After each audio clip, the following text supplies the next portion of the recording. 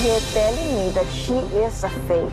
Yung bahay na pinasok ni Amy ay apartment ni Angela. Angela Medina? Yes, Gels. Oh, my. What's going on here? Amy, saan ka ba nang galing? Bakit di ka nagpaalam na maayos? Pupunta sana ako kay Ma'am Shi. Kaya lang naisip ko mag-aalala ka kaya hindi na ako tumuloy. I-promise mo, huwag mo na ito uulitin. Promise, ate. Hindi na mauulit. Paano kung si Angela lang pala si Beth? Hindi naman masama kung iimbestigahan natin siya, di ba? Baka may makita pa tayong ebidensya na magpapatunay na siya si Beth. Lahat ba kayo may papel sa Social Welfare Department? Yun ang sigurado na sabi ng nanay ko nung buhay pa siya. Sabihin, nakalagay doon kung saan lahat kayo nanggaling.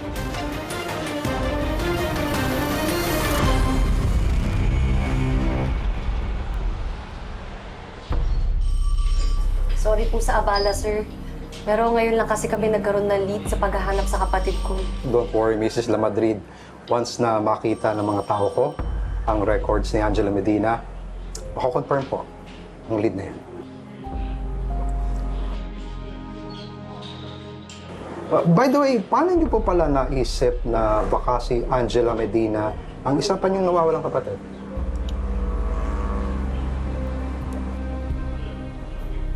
Suspecha lang ho, sir. Suspecha lang? As in, hinala? Maniwala ko kayo sa... Kahit ako nung una, duda sa hinala ni Amy. Pero parang nagko-connect lahat.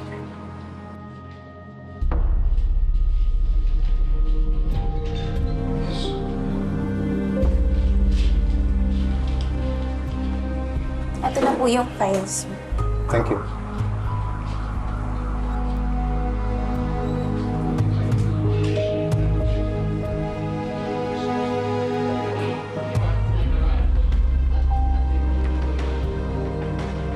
Ito ang file ni Angela Medina. She was rescued sa isang sindikato na nagpapalimos nung 5 taong gulang siya. May account pa dyan ang social worker na humawak sa case niya. Nakalagay din dyan ang pangalan na binigay sa amin ni Angela nung nakuha namin siya.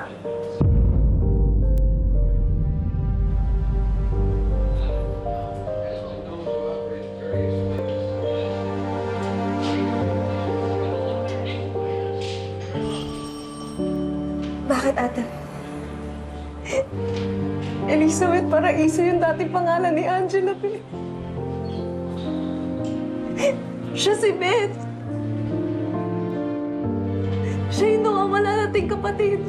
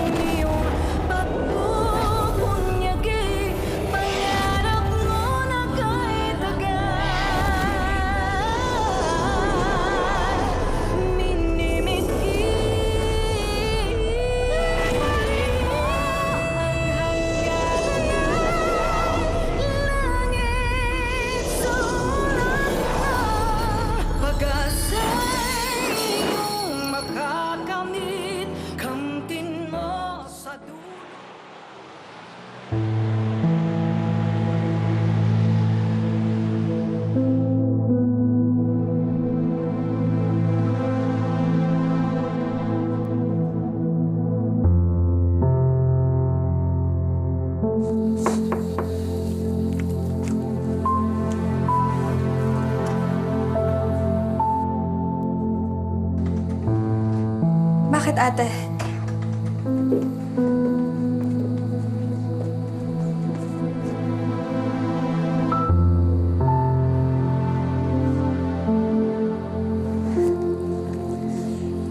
Hindi pa rin ako makapaniwala, Amy. Bakit nung una nating nakilala si Angela, hindi natin naramdaman agad na siya si Beth? Kahit ako rin naman, ate. Tsaka sino namang makakahula nun, di ba? Baka ayaw lang talaga ipaalam ni Angela.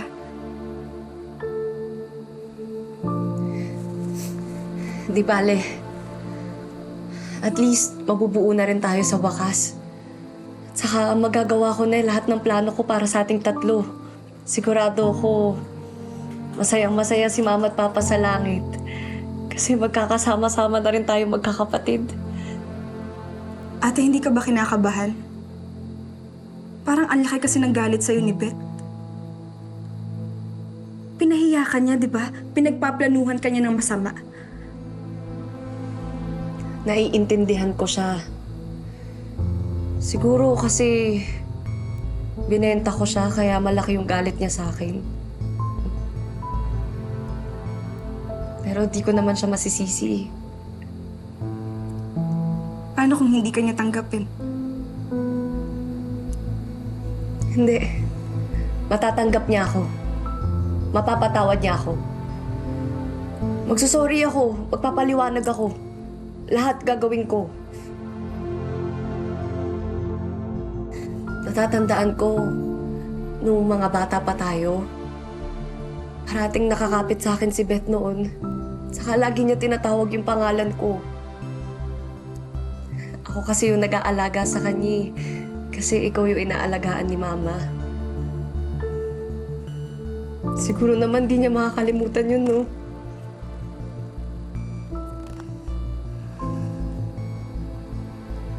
Huwag ka mag-alala, ate.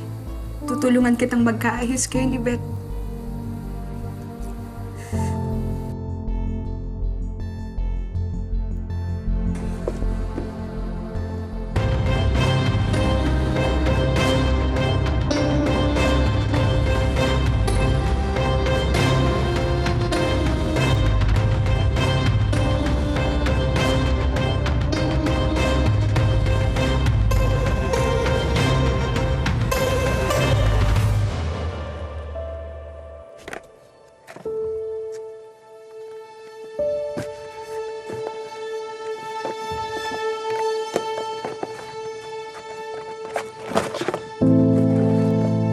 Angela, akin na yan. Let me help you. Hindi na okay, nakakaya ko na to. I'm sorry about what happened. Hindi mo kailangan mag-sorry. Pero mabuti pa wag na muna tayo magkita. Pati ba sa akin nagalit ka? Hindi ako galit sa'yo. Pero sa mami mo, oo. Why? Tanungin mo na lang siya. Kung meron pa siyang natitirang decency sa katawan niya, magsasabi siya ng totoo.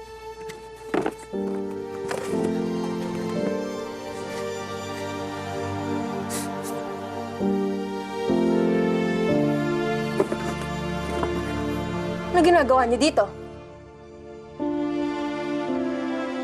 Hindi pa ba sapat?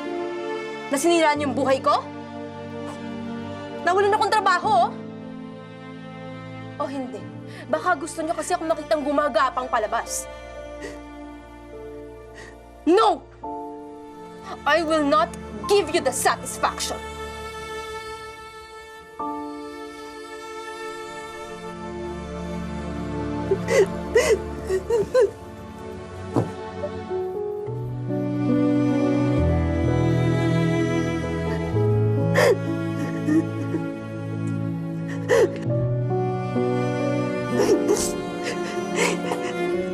Hindi mo kami dapat labanan.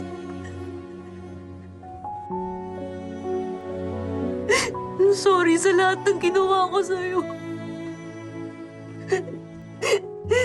Patawarin mo ako, Beth.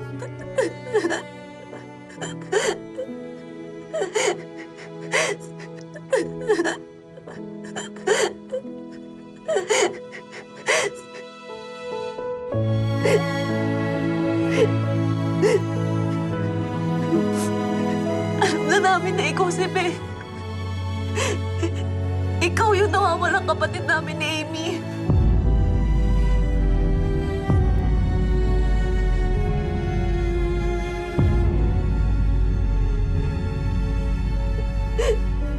Ngayon buo na tayo magkakapatid.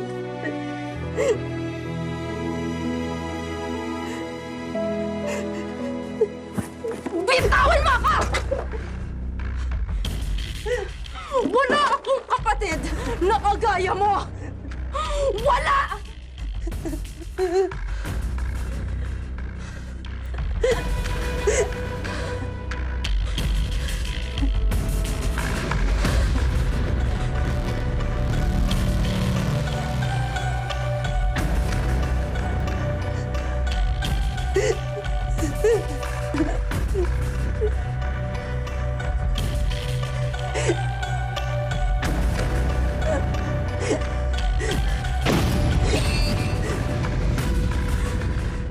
Beth, ang tagal kitang hinana. Totoo yun. Hindi mo alam kung anong hirap pinagdaanan ko para mahanap ka. Hirap?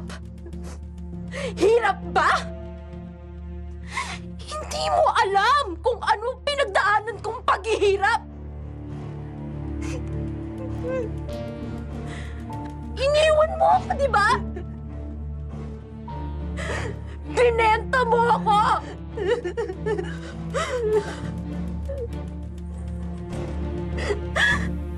Araw-araw, pakalat-kalat ako sa kalye. Ba si Ate Diana? Hindi eh. Nakita niyo po ba si Ate Diana? Naku, hindi ko kilala at hindi ko alam kung sino yung ate mo. Nakita niyo po ba si Ate Diana? Ate ko. Pwede po mahingi? May pera ka ba? Malis ka dito, kulang yan. Tuminig ang araw o bumagyo. Natutulog ako sa bangketa ng gutom.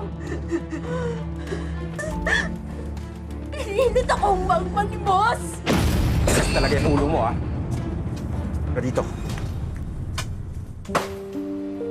Ilang beses ko bang sasabihin sa'yo na dito ka lang, huwag kang alis dito, ang tigas ng ulo mo! Bakit ko yung Ate Diana ko? Iniwan ka na nun. Wala na ate mo, narinig mo? Di totoo yan. Babalikan ako ni ate. Hindi ka na babalikan nun.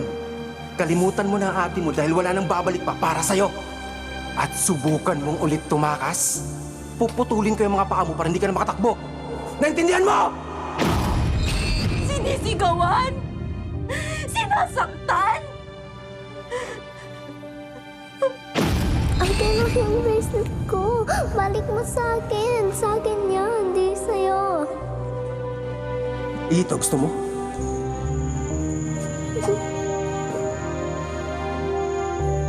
Masyado kang maputi.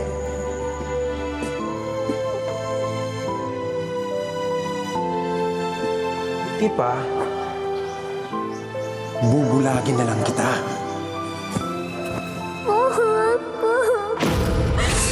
Muntik ako bulagin para lang may magbigay sa akin! Eh, ikaw! Ha? Anong hirap pinagdaanan mo? Bet, di ba? Sinabi ko sa'yo noon. Kailangan ko ng pera pampagamot kay Amy. Bet, bata lang din ako noon. Hindi ko alam kung anong gagawin. Wala akong malapitan. Wala akong mahinga ng tulong, kaya kailangan ko ng desisyon. Tapos ngayon, di ba mayaman ka na? Kaya gusto mo bumawi? Hindi! Gusto mo malinis yung konsensya mo! Bet, hindi ganun. Bet, gusto ko na magkasama-sama na tayong tatlo. Please, Bet, hayaan mo ako bumawi. Patawarin mo ako. Babawi ako katulad na ginagawa ko kay Amy ngayon. Bet, please, patawarin mo. Kung ako hahawakan, wag mo akong hahawakan. Ate Beth! Hindi mo na ba talaga mapapatawad si Ate Diana? Tumahimik ka! Huwag ka makialam!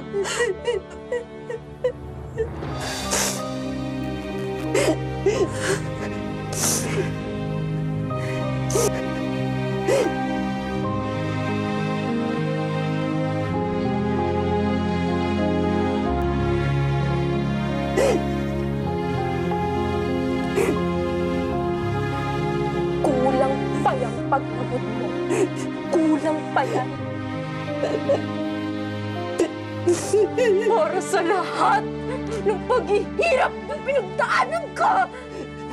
Dahil sa'yo!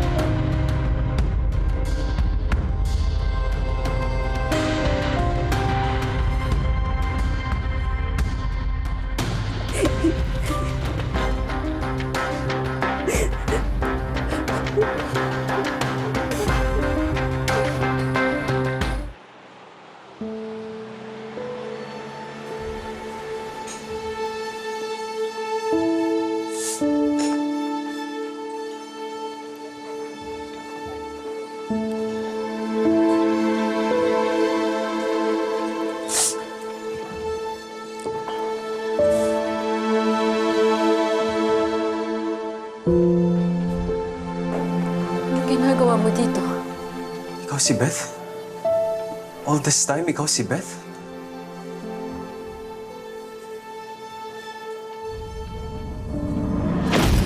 Ilon!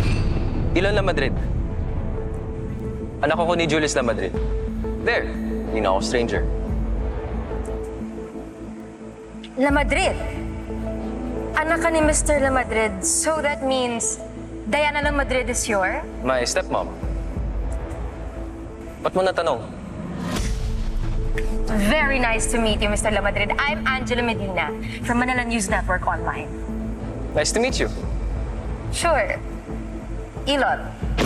So, Mr. La Madrid, kung kaya gusto mong makipagkilala sa akin, para may connections ka na dito sa loob. Para madali ng buhay mo. I plead not guilty. Hindi ako manggagamit. It's actually the other way around. Excuse me? What do you mean by that? Kaya ako nag-OJT dito para makita ko ulit. O eto, total, nakita mo na ako at mukhang makatrabaho mo pa. Baka naman, pwedeng kuha na muna ako ng interview sa stepmom mo. Crispy para makalapit kay Tita Diana. Para makaganti sa kanya. Hindi. It's not like that. So ano ba? Saan mo pa ako balak gamitin? Hindi mo kasi ako naiintindihan eh.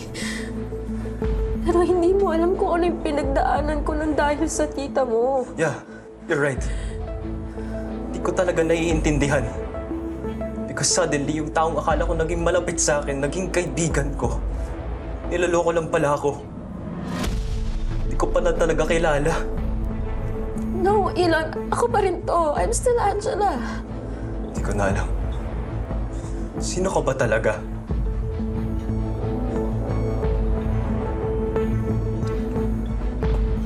Ilon.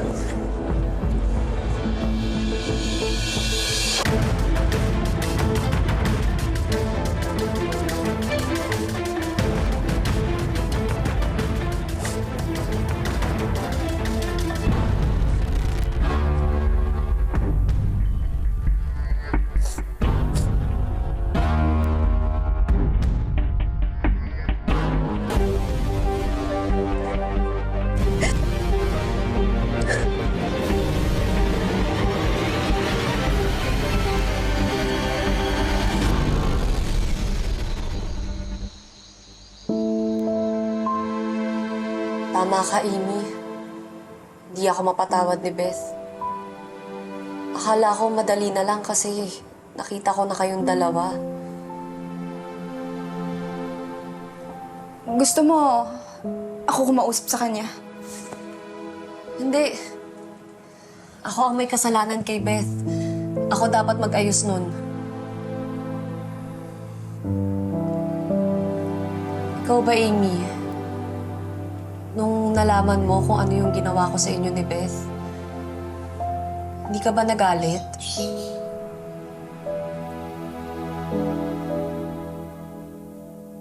Di ba sumama yung loob mo kahit konti?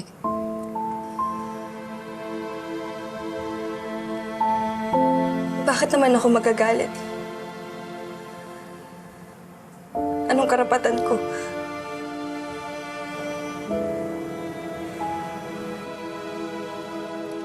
Eh sabi mo nga, di ba? Bata ka lang nun. Anong alam mo? Kung yung mga matatanda nga nagkakamali pa eh. Yung 7 years old pa kaya?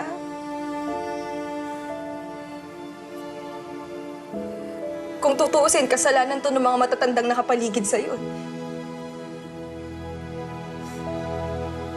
Niloko ka nila. Dinamay ka nila sa kalokohan nila. Wala ka lang nagawa.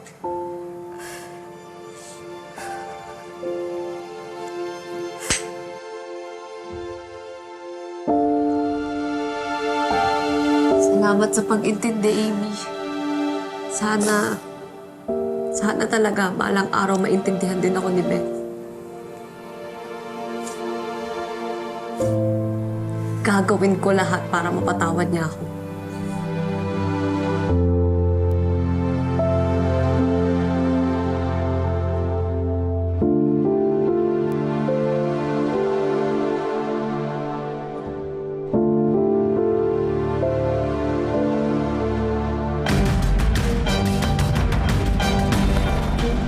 Nagutom na ako. Kumain ka na. Amy, halika. May importante tayong pag-uusapan. Bakit ate? Miss Vera, may problema ba? Nako, Amy, hindi siya problema. Actually, matagal na tong pinag-iisipan ng ate Diana mo. She believes it's time and I support her.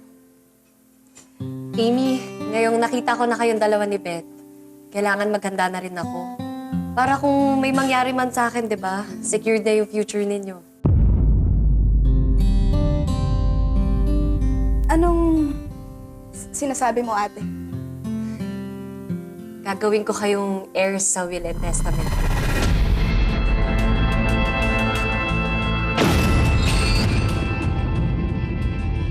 Lahat ng pagod ko, lahat ng naipundar kong ari-arian, lahat yun papangalan ko sa inyo, Amy. Kayo ni Beth ang magmamana.